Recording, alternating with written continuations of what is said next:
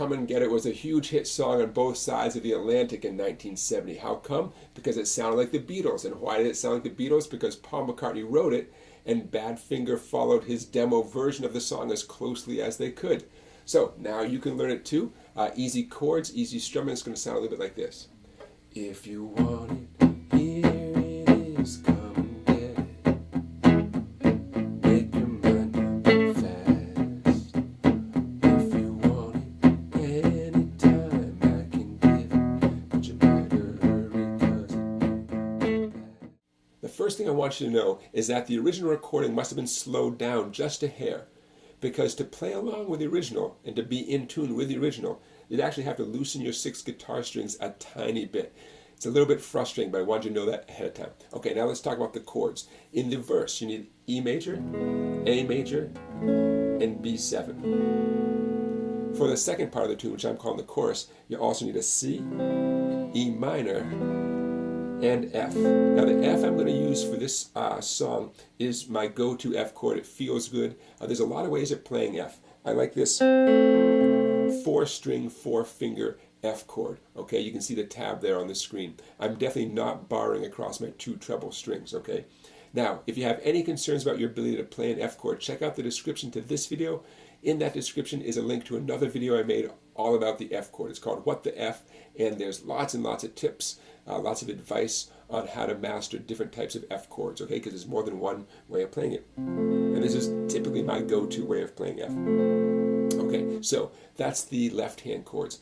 Now, the song is driven by the piano, bass, and drums.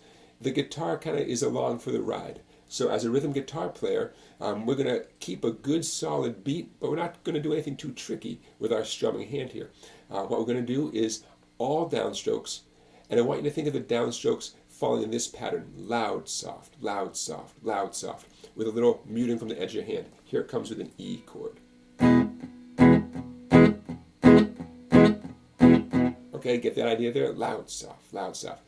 In the clip coming up, when we get into the verse of the tune, every time you see a chord name, you're going to do 4 of those, like this. 1, 2, 3, 4.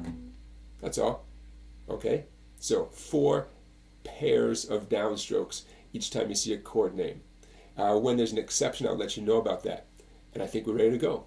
Okay? So here comes the verse.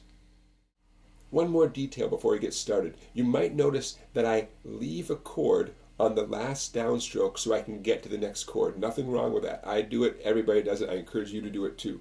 Okay? So let's get started with the intro, just banging out that E chord, and it flows right into the verse, which also starts in the E chord. Okay? So here we go. 1, 2, intro, go. 1, 2, 3, 4, 1, 2. If you want it, here it is, come and get it. Make your mind up fast. If you want it anytime, I can give it, but you better hurry 'cause it ain't fast. Pretty straightforward, right? Not much to say. You've got it right there. E, A, and B7. All right. Now, the next part of the tune, I'm calling it the chorus. Here it comes. All right. Are we having fun yet? I love making these videos. Thank you so much for watching them. Please give this video a thumbs up and subscribe to my YouTube channel and check out my website, Songbank. All right. So this part of the song, I'm calling it the chorus, just to give it a name. Few new chords come into the mix, but then it ends back on the E, A, B7. But watch out, there's some twists and turns. I'm going to walk you through it. So grab your C chord. 2, 3, 4. Did I hear you say that there must be a catch? Will you walk away from a fool and his money? Notice that last part, 3 E's and 1 B7. Fool and his money. And let it ring.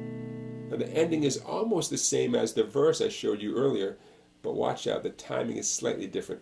2, 3. If you want it, here it is, come and get it, but you better hurry 'cause it's going fast. 2, 3, 4, 1. So it starts off nice and easy, but watch out, the A and the B7 get sort of shortened, but you better hurry 'cause it's only 4 down strums on the A, go, 4 on the B, and then you're back to the swing of things on E. Fast, 2, 3, 4. But then the final measure, let's call it a turnaround measure, because you're about to turn around the whole thing. The whole form is about to start over again. It's 1 strum on the E and 7 on the B7. It sounds like this. 1. You can hear the tension in that B7 chord is what brings us back to the E, and the whole song starts over again, okay? Musical tension. So 1 strum on E, 7 on the B7. You got the idea. All right, everybody. So there's one last little detail. If you really want to learn every part of the tune, at the very, very end, you're going to hear hurry because it's going, and then just a nice little curveball right before the song ends. That B7 does not go to an E. It goes to an F chord, and then it resolves to the E. Just in case you're playing through the tune and that kind of bugs you, now you know. A to B7 to F. I'm talking about the very, very end of the tune.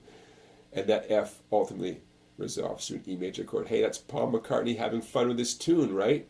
It sounds like a Beatles tune, doesn't it? Hey, everybody, thanks again for watching. I'll see you for another classic tune tomorrow.